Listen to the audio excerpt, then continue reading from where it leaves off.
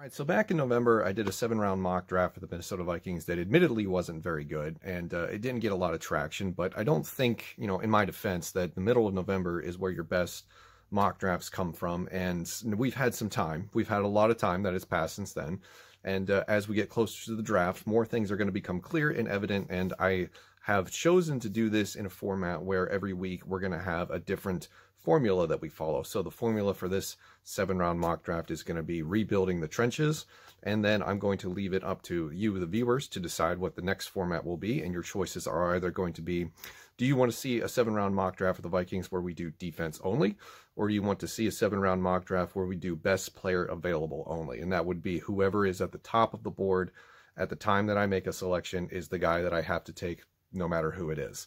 And I think both of those would be interesting. The defensive one, there's precedent for that because I thought of the Carolina Panthers from last year who went defense only for their draft in 2020. But for today, the focus is rebuilding the trenches. I have made a couple trades, and we will go over everything one by one. Hopefully this is a little bit better than the mock draft I did back in November, and going forward we'll do more of these, and eventually I will do a full round 32-team mock draft. We're going to do a few of those as we get closer to April, and then a whole bunch of other stuff. So a whole bunch of fun is on the way.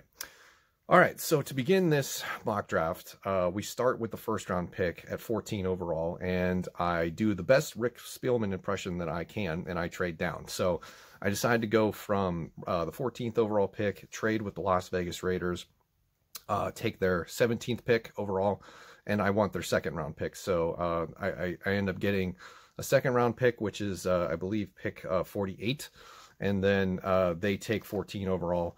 And I think this is the best-case scenario because going into this, rebuilding the trenches, my eye of, the prize that I had my eye on was Rashawn Slater out of Northwestern, but unfortunately, he was drafted by the 49ers 2 picks before I had a chance, so he was already off the board.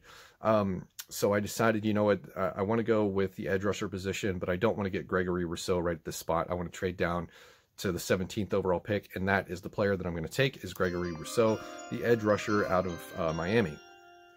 Just for clarity and for transparency, the top 5 players on the board at 17 overall were Christian Darrisaw, the offensive tackle from Virginia Tech, Trayvon Mulray, Rashad Bateman, Jeremiah Owusu-Koramoah, and Jason Owe, the defensive end from Penn State. I believe it's Penn State, right? I always get Osai and Owe mixed up. One of them's from Texas, one of them's from Penn State, and I'm probably wrong, but who knows? So Gregory Rousseau is the pick at 17 overall, and my justification for this is I need an edge rusher on the other side of Danielle Hunter who is versatile. And I listened to his interview with the PFF 2-for-1 mock drafts, which is also the website that I'm using for this mock draft, which you'll see in the visuals at the end. But his interview was really good. He really sold me on his versatility, how he's, yes, he didn't play this year because he opted out, but the fact that he can move around the defensive line, be productive from multiple positions, and the thing that intrigued me the most was that he can play the 3 technique if asked to do so. So having a defensive end that is able to be moved around, is kind of an ideal situation because you look at what happened in the Super Bowl with the Tampa Bay Buccaneers. Vita Vea lining up the edge rusher position against the Chiefs was just a thing of dreams. So I kind of went with that route. That's why Gregory Rousseau is the Vikings' first overall selection at 17 overall in the first round. So moving on to the second round, we now have a second-round pick thanks to the trade down with the Raiders. The top 5 available at 48 overall includes Elijah Moore, Pat Freiermuth, Jabril Cox, Terrace Marshall, and Ali McNeil. Now, Jabril Cox is an interesting choice if the opportunity does present itself to go that route because probably going to lose Eric Wilson in free agency, and I don't know how good Troy Dye actually is, but it remains to be seen. So if we keep Anthony Barr and Eric Kendricks, I think the likely starting cast will include Troy Dye next season. But for this pick in round 2, I decided to go with somebody whose stock has been rising this past month, and the pick is Richie Grant, safety from UCF, because Anthony Harris is on his way out. He's not coming back. He just had a dreadful season and even worse second half, playing on the franchise tag. So he will be he will be let go. They will let him walk in free agency. And Richie Grant is somebody who I've had my eye on for a number of months, and he's really made a name for himself with a really good week at the Senior Bowl. So I think a lot of people are going to be looking at him ahead of other safeties like a Darius Washington or Andre Sisco from Syracuse, and I would be excited to get Richie Grant at 48 overall. Moving on to the third round, the top 5 available at our next pick, which is pick 78, was Marvin Wilson, Michael Carter, Tyler Shelvin, Eric Stokes, and Levi Onwuzurike. I think I'm saying that right, but I probably butchered it. A lot of great choices at this spot. Marvin Wilson, of course, the defensive tackle from Florida State. Would love to have him. Eric Stokes, the corner from Georgia. Him and Tyson Campbell are 2 players I definitely have my eye on. But I went with Tyler Shelvin, the defensive tackle from LSU. He is the pick at 78 overall. To get somebody else to play next to Michael Pierce other than Shamar Stephen. I'm just absolutely done with Jaleel Johnson and Shamar Stephen on this team. I want nothing to do with them anymore. They can be backups, and we now have a new solid starting front four for this defense in Rousseau, Tyler Shelvin, Michael Pierce, and Daniil Hunter. That is a huge improvement for this defensive line. Remember, the theme for this is rebuild the trenches. Moving on to our next pick at 90 overall, the top 5 available at this selection was Kenneth Gainwell, Shakur Brown, Chaz Surratt, Benjamin Cleveland, and Benjamin St-Juste. And I decided that this was where I wanted to get Ben Cleveland, the offensive guard from Georgia. Goodbye, Dakota Dozier. This solves the left guard problem. We could also interchange him and Ezra Cleveland if we want to switch sides. That's totally fine with me. Ben Cleveland is a guy who I almost took with the 78th overall pick just because I didn't want to risk not being able to get him at 90. But I took the chance. I went with Tyler Shelvin first because after Tyler Shelvin and Marvin Wilson, the interior defensive line talent drop-off is significant, more significant than the guard position. So to get Ben Cleveland at 90 overall is fantastic. Moving on to our next pick, still in the third round at 119 overall. The top 5 available was Deonte Smith, Quinn Miners, the center from Wisconsin Whitewater, who's had who made his name for himself at the Senior Bowl, that guy. Kendrick Green, Pat Werner, and Deonte Brown.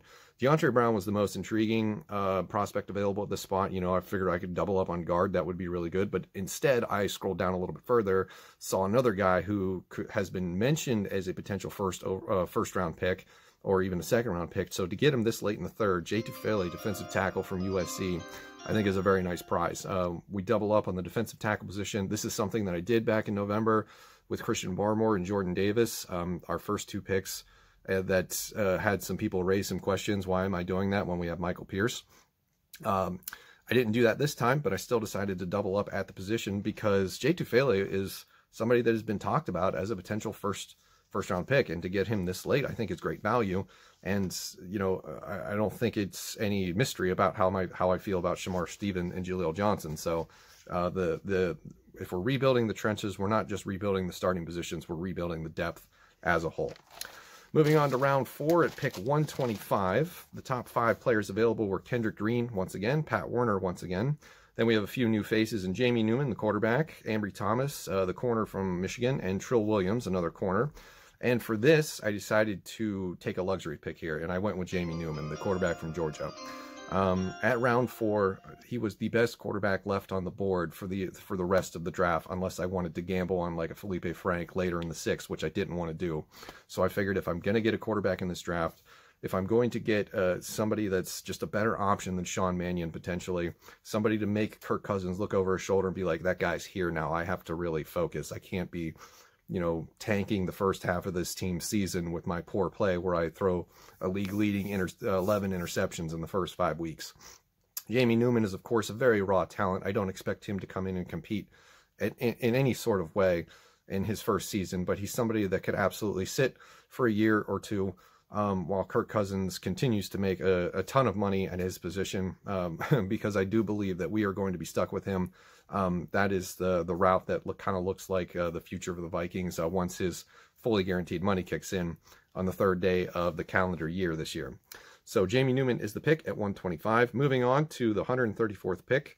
The top 5 available were Ambry Thomas, Richard LeCount, safety from Georgia, Divine Diablo, safety, Spencer Brown, an offensive tackle, and Joshua Kando, I think I'm saying that right, edge rusher.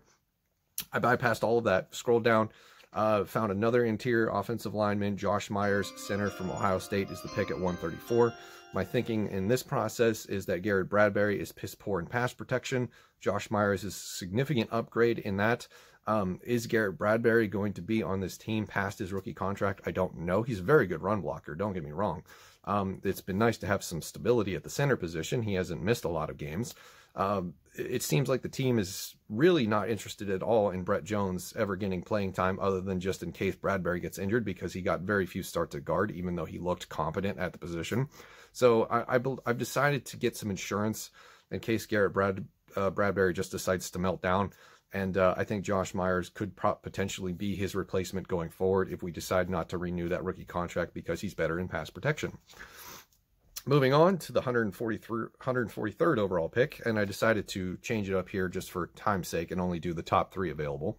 So the top 3 available at 143 was Spencer Brown, Simi Fehoko, wide receiver from Stanford. I probably butchered that. And then Patrick Jones, the second, edge rusher from Pittsburgh. Once again, I decided to scroll down, see what the other options were, and I saw Amari Rogers, the wide receiver from Clemson, sitting there, and I decided to take him. So at 143, it's Amari Rogers, wide receiver Clemson. This gives us a legitimate wide receiver 3 ahead of Chad Beebe and BC Johnson. I think if this offense wants to be as good as everybody thinks it can be with Kirk Cousins, if we're rebuilding the trenches as much as we are now, we definitely do need another option in the passing game. Yeah, we have Irv Smith. I don't think Kyle Rudolph is going to be back this year. If he is, I'd be surprised. Even if he isn't, he's not really an option that they seem to want to consider to use in the passing game. He has addressed this himself. He's a little bit frustrated with how many balls he's being seen thrown his way. So somebody to take the focus off of Justin Jefferson and Adam Thielen. Amari Rogers could be a diamond in the rough for the Vikings at 143 overall. Moving on to the 5th round, the top 3 available at pick 158 was Chuba Hubbard, the running back from Oklahoma State, Brady Christensen, offensive tackle from BYU, and Tyree Gillespie, the safety. And I didn't really want to play around with this. I saw Brady Christensen sitting right there. I figured, you know what, I can't get Zach Wilson. I at least want a little bit of a little piece of that BYU passing game. So I'll take Brady Christensen, offensive tackle from BYU at pick 158. And my thinking of that is because I've done, some digging into the BYU offense and how they built that offensive line. And to get somebody like that as a positional depth, or maybe even, a starter in the future, who could, maybe step in for Riley Reif or Brian O'Neill, or maybe, Ezra Cleveland moves out to left tackle. That doesn't work out. They move him back into guard. I think somebody that comes from that RPO offense is a very intriguing prospect. So that's why I pulled the trigger on him at 158. Next, our next pick was not until 172, but I decided to make another trade here at this spot, and the trade partner was the Chicago Bears, surprisingly. But I wanted to get ahead of a couple of other teams that needed corner at this position. So the Bears get 172 overall and pick 201. I decided to sacrifice a 6th-round pick for this, and then I get to move up to 165. And they did accept it, so I now sit at 165. The top 3 available at this spot was Chuba Hubbard again, Tyree Gillespie, and then Jonathan Adams Jr., wide receiver. I didn't take any of those. I went with Paulson Adebo, the cornerback from Stanford. He's the pick at 165 here at the 5th round, because this is a guy who was thought to be potentially a late 1st-round pick, early day 2 pick if he would have come out of Stanford last year. He didn't, decided to go back to school. Did him no favors, as you can tell, because he's available here in the 5th round. But getting some depth at the corner position, that is, I think, could potentially be better than a Chris Boyd, is something that I'm very intrigued in doing. So I decided to spend a pick on the corner position. And then our last pick of this draft, round 6, pick 222. The top 3 available was Puka Williams, the running back from Kansas. Yeah, I believe it's Kansas. Michael Minette, center, and then Taron Jackson, the edge rusher, I believe Coastal Carolina. And I decided to go for maybe a luxury pick here, but I haven't addressed this. I didn't address this position at all during the draft, so I figured I might as well at least get one. So I went with Tony Fields, the 2nd linebacker from West Virginia. As already mentioned, it's likely Eric Wilson doesn't come back to this team.